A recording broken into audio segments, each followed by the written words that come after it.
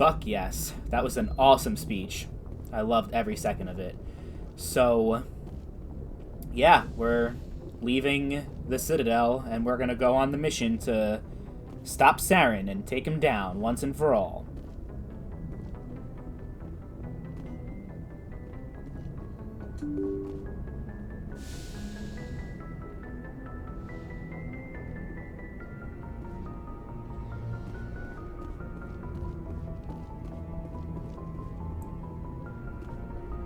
Actually, let's talk to Kaidan.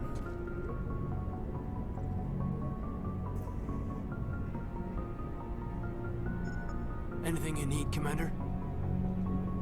Just trying to get a sense of where the crew's at. Thoughts? I've wasted enough of your time for now, Commander. We'll have time for personal debriefings later. What's your opinion on the last mission? I don't see how we could have done things any better. At least not without getting to Eden Prime sooner. And we were on the scene faster than any other Alliance ship could have been. We'll talk another time, Lieutenant. Commander? Okay, so you didn't really have anything to say. Oh. Sure. Can we talk to the other companions down here? I think that's I remember there being, right? That's where they were.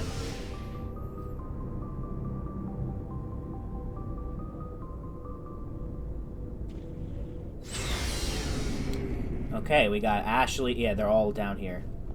Rex. Nice ship you've got, Shepard. What can I do for you? What's your story, Rex? There's no story. Go ask the Quarian if you want stories.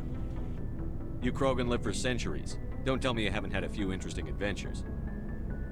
Well, there was this one time the Turians almost wiped out our entire race. That was fun. They tried the same with us, but we fought them off. It's not the same. It seems pretty much the same to me. So your people were infected with a genetic mutation?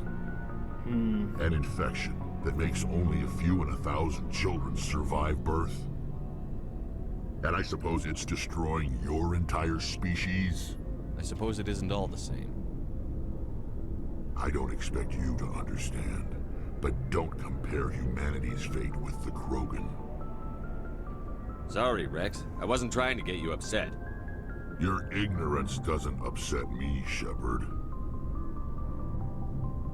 As for the Krogan, I gave up on them long ago. The genophage infected us, but it's not what's killing us. Are your people really dying? We're sure not getting any stronger. We're too spread out. None of us are interested in staying in our own system. Lots of species have left their homes and prospered. But they go to colonize new worlds. We're not settlers. We're warriors. We want to fight. So we leave. Hire ourselves out. And most of us never go back. What can you tell me about the genophage? Ask the Solarians if you want details. They made it. All I know, it makes breeding nearly impossible. Thousands die in stillbirth, and most never get that far. Every Krogan is infected, every one. And no one's rushing to find a cure. Why don't the Krogan try to find a cure? When was the last time you saw a Krogan scientist? You ask a Krogan, would he rather find a cure for the genophage or fight for credits? He'll choose fighting every time. It's just who we are, Shepard. I can't change that. Nobody can. So long, Rex. Shepard.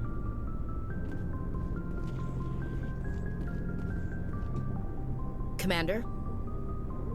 Do you have a few minutes to talk one-on-one? I'm sorry, Commander. I need to get my duty squared away. I wouldn't mind talking more later, though. What's your opinion on the last mission? Kinda wish you'd got there sooner, Commander. No offense, I appreciate the rescue. I just wish... You wish we'd been able to save the rest of your unit? Yes, sir. If I had been more alert, we wouldn't have been cut down by an ambush. The Geth are perfect ambushers. They don't move, they don't make noise, they don't even breathe. Sir, they have flashlight heads. I'll make sure it doesn't happen again. Dismissed, Chief. Sir. She fine. That's all I'm gonna say. Garrus, you have something to say? Thanks for bringing me on board, Commander. I knew working with the Spectre would be better than life at CSEC. Have you worked with a Spectre before? Well, no, but I know what they're like. Spectres make their own rules. You're free to handle things your way. At CSEC, you're buried by rules. The damn bureaucrats are always on your back. Being a Spectre does have its advantages. Exactly my point. If I'm trying to take down a suspect, it shouldn't matter how I do it, as long as I do it. But CSEC wants it done their way. Protocol and procedure come first. That's why I left. So you just quit because you didn't like the way they do things? There's more to it than that. It didn't start out bad, but as I rose in ranks, I got saddled with more and more red tape. CSEC's handling of Saren was typical. I just couldn't take it anymore. I hate leaving. I hope you made the right choice. I'd hate for you to regret it later. Well, that's sort of why I teamed up with you. It's a chance for me to get off the Citadel, see how things are done outside CSEC. Either way, I plan to make the most of this. And without CSEC headquarters looking over my shoulder, well, maybe I can get the job done my way for a change. As long as you do your job well, you're free to go about your business as you see fit. Thank you, Commander. Okay, so we got to learn from the... or talk to the companions. There's still, what's her name? Fucking Tali. Should be here, right? Yes. Your ship's amazing, Shepard. I've never seen a drive core like this before. I can't believe you were able to fit it into a ship this small. I'm starting to understand why you humans have been so successful. I had no idea Alliance vessels were so advanced. The Normandy's a prototype. Cutting-edge technology. A month ago, I was patching a makeshift fuel line into a converted tug ship in the flotilla. Now, I'm sitting on board one of the most advanced vessels in Citadel space. I have to thank you again for bringing me along. Traveling on a vessel like this is a dream come true for me. I had no idea you found ship technology so interesting. It comes with being a Quarian. The migrant fleet is the key to the survival of my people. Ships are our most valuable resource. But we don't have anything like this. We make do with cast-offs and second-hand equipment. We just try to keep them running for as long as we can. Some of the fleet's larger vessels date all the way back to our original flight from the Geth. I can't believe your fleet's still using ships that are 3 centuries old. They're constantly being repaired, modified, and refitted. They aren't pretty, but they work. Mostly. We've tried to make ourselves as independent as possible on the flotilla, grow our own food, mine, and process our own fuel. But some things we just can't make on our own. A patch to maintain the hull integrity requires raw materials we just don't have. That's why our pilgrimages are so important. Tell me about your people. Our lives aren't easy. Resources are scarce, and we are constantly on the move. Everything we do must in some way contribute to the continuation of the migrant fleet. There are 17 million Quarians in the flotilla, and Damn. each of us relies on the others for survival. The bonds among my people are strong. Unfortunately, we have had to surrender many of the freedoms and civil liberties other species take for granted. What kind of freedoms? Well, it's illegal for parents to have more than one child. If our population grows too much, it would strain our resources to their breaking point. Of course, we also can't allow our numbers to become too few. If our population is in decline, the rule against single births is temporarily repealed. In extreme cases of population decline, incentives are even offered to encourage multiple births, though the Conclave hasn't had to take such measures in nearly a century. That's your government.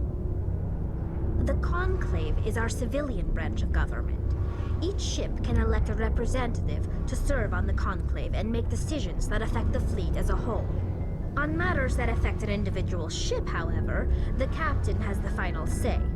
It's a tradition that dates back to the early days, when the fleet was governed by martial law. Fortunately, most captains nowadays are smart enough to have an elected council from their crew to give them advice and guidance. So the ultimate power rests with elected officials. In practice, The Conclave and the respective council for each ship tend to set the rules that govern our daily lives. But in theory, we are still under military jurisdiction. The 5 top-ranking military officials in the fleet serve on the Admiralty Board. These 5 have the power to overrule any decision by the Conclave in case of emergency. To do so requires unanimous agreement among the Admiralty, and they can only do this once. After that, the entire board must resign their posts. It's a safeguard that served us well. In nearly 3 centuries, the Admiralty Board has only overruled the Conclave 4 times. Okay. I want to know more about the Geth. I doubt I can tell you anything you don't already know. It's been almost 3 centuries since they drove my people into exile. All I know is the story of their origins. What they were when we created them, and how they turned on us. Interesting. The Geth were originally created to serve as an automated manual labor force. Initially, their intelligence was as limited as any VI. Over time, we made small modifications to their programming to allow them to perform more varied and complex tasks, bringing them closer and closer to true AI status. How come the Council didn't step in and stop you? This wasn't true AI research. We may have been skirting the bounds of the law, but we never did anything that was actually illegal. The changes were so insignificant, so gradual, that we were able to control them. Or so we thought. But one thing we underestimated was the power of the neural network. 1 million Geth thinking simultaneously created an inherently unstable matrix. So, the Geth share brain power? Many of the Geth's logic systems were designed to work in concert with other nearby Geth. Basically, the more of them you have in a group, the smarter they are. So there's some sort of group consciousness? No, nothing like that. They cannot share sensory data or information. Their programming cannot handle that much simultaneous input. Each Geth maintains an individual awareness and identity. The neural network only operates on a process-based level. It's basically the synthetic equivalent of a subconscious. But when they're in close proximity, they can coordinate low-level functional processes, freeing up more capacity for original or independent thought. That doesn't make any sense. I'm probably oversimplifying. The Geth are incredibly advanced and complex creations. All you need to know is that they get smarter when they gather in large numbers. As we built more and more Geth, their effective intelligence became more sophisticated, more abstract. One day, a Geth began to ask its Quarian overseer questions about the nature of its existence. Am I alive? Why am I here? What is my purpose? As you can imagine, this caused a near panic among my people.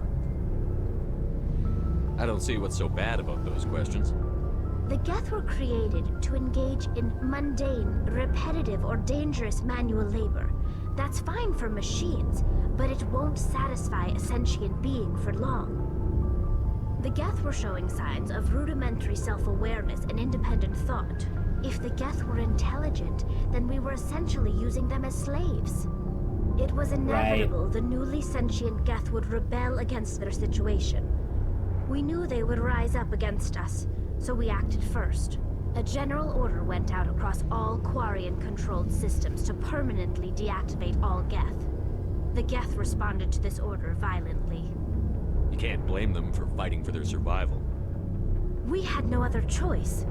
The Geth were already on the verge of revolution. By acting quickly, we had a chance to end the war before it began. Well, The you hope failed, was bitch. that most of the Geth would still be little more than machines, incapable of organized resistance. But they had progressed much further than anyone anticipated. The war was long and bloody. Millions upon millions of Quarians died at their hands. In the end, we were forced to flee our own homeworld. We feared the Geth would pursue us, but they never came beyond the Veil. Now we drift through space, exiled, searching for a way to reclaim what was once ours. It's hard to feel sorry for you. Your ancestors tried to wipe out another species. We made a mistake when we created the Geth in the first place, but we did not make a mistake when we went to war against them. If we had not acted, they would have wiped us out. They're a synthetic life form. They have no use for organics. None. Why Should do have you had think peace. they cut themselves off from the rest of the Peace galaxy? treaty. Huh? Why do you think they've killed every organic being who's ever tried to contact them? They didn't kill Saren. What does that tell you? The Geth are not innocent victims in all this. They're the enemy. They want to destroy us. Not just the Quarians. All organic life. That's why they've joined up with Saren. And that's why we have to stop him. I want to know more about the pilgrimage. When my people reach maturity, we leave our birth ships and seek acceptance with a new crew. It's necessary to maintain genetic diversity among the fleet. But no ship wants to accept someone who will be a burden on them. So, to prove our worth, we embark on a pilgrimage. We set out alone, leaving the flotilla and our families behind us. We only return once we have found something of value we can bring back to the fleet. This is presented as a gift to the captain of the respective ship we wish to join. If the gift is accepted, we are welcomed into the crew. I can't believe they just send you off alone. It's not like they just cast us out. Before we leave, we are given lessons in how to survive outside the flotilla, and given gifts to help us on our journey. We also receive implants to fight off sickness and disease. He talks a lot. Generations of living in an isolated and highly controlled environment have left our immune systems weaker than most. By the time we leave the fleet, we are well equipped for the pilgrimage. This is a rite of passage for all Quarians. If it were dangerous, our numbers would suffer. Virtually every pilgrimage ends with a triumphant return and the ritual presentation of the gift to one of the fleet's captains. Can a captain choose to reject the gift? That doesn't happen often. Most captains are eager to increase the size of their crew. It increases their own standing in our society. Okay. Even when the gift is not particularly valuable, the captain usually accepts it out of a sense of tradition. However, there is a stigma to presenting a substandard gift. It's not the best way to make a good impression on a new community. Most pilgrims don't return until they find something worthwhile. I want to talk about something else. Like what? Like nothing. I should go. That's See you great. later. Hey, Commander, you know that Quarian, Tally? She's been spending all her time down here asking me about our engines. I'll tell her to leave you alone. What? No, she's amazing. I wish my guys were half as smart as she is. Give her a month on board and she'll know more about our engines than I do. She's got a real knack for technology, that one. I can see why you wanted her to come along. I want to know more about the Normandy. She's the best ship I've ever served on. Probably the fastest vessel ever designed. And she's the only one using the new Tantalus drive core. What's so special about the Tantalus drive core? Proportionally, it's about twice the size of any other vessel. Not only are we faster, we can run at FTL speeds longer before we have to discharge the core. Fill me in on the IES stealth systems. How does it work exactly? You can't hide a ship out in space. They emit too much heat and radiation. Too easy for sensors to pick them up, unless you find a way to capture those emissions. So our stealth systems trap the energy we give off in storage sinks built into the ship itself. No emissions to give away our location. Eventually the sinks have to be vented. More than a few hours silent running and they overheat. Cook us inside our own hull. There's no way for anyone to detect us? A visual scan can still pick us up. Anyone looking out a window can see us plain as day. But you have to be pretty close to get an actual visual out in space. Most vessels rely on scanners. As long as the stealth systems are engaged, they can't see us. Not unless we accelerate to FTL speeds. Why doesn't it work with faster-than-light travel? Cranking up to FTL blue shifts our emissions, pushes them into frequencies too high to capture in the sinks. As soon as we make the jump, it's like setting off a flare. Sensors can pick up our location whenever we enter or exit FTL flight, but for short-range missions, our stealth systems are amazing, and we've got the only one. Where else have you served, Adams? If you name a class of Alliance ship, I've probably served on it. Everything from dreadnoughts and carriers right down to frigates like the Normandy. My last assignment was on the Tokyo, only a cruiser, but she was a good ship. Couldn't hold a candle to the Normandy, though. Carry on, Adams. Aye, aye, Commander.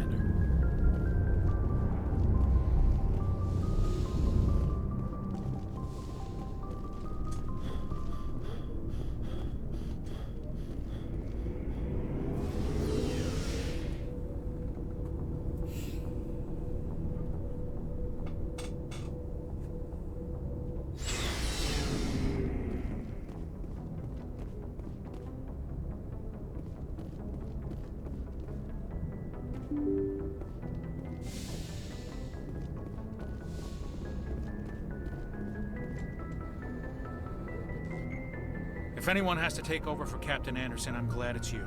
I'm not sure about having non-humans on our ship, though. I'm in charge here, Presley. I decide if we have non-humans on this vessel. Yes, sir. Understood, sir. Speak freely, Presley. I want to know if you have a problem with non-humans. It's not that, Commander. Humanity has always handled its own problems. Saren attacked one of our colonies. We should be the ones to stop him. We don't need their help. This is bigger than humanity. Saren's a threat to every species in the galaxy, and I'll welcome anyone who wants to help me bring him down. I guess so. Maybe I'm just stuck in the old ways of thinking. But don't worry, Commander. This won't be a problem. How did you end up assigned to the Normandy? I signed up with the Alliance as a navigator right out of school, following in my grandfather's footsteps, I guess. My first posting was on the Agincourt. We were one of the first reinforcements to arrive at Elysium after the Blitz hit. And those raiders were no match for an Alliance frigate. Of course, the only reason the colony was still standing was because of you, Commander. I can't believe you held out as long as you did. How'd you end up on the Normandy? I got my officer's commission after Elysium. Must have made an impression on the right people. Captain asked for me when he was picking his crew. Carry on, Presley. Yes, sir. Learning more lore. Okay, I think it's time for us to actually get started and actually play the game properly.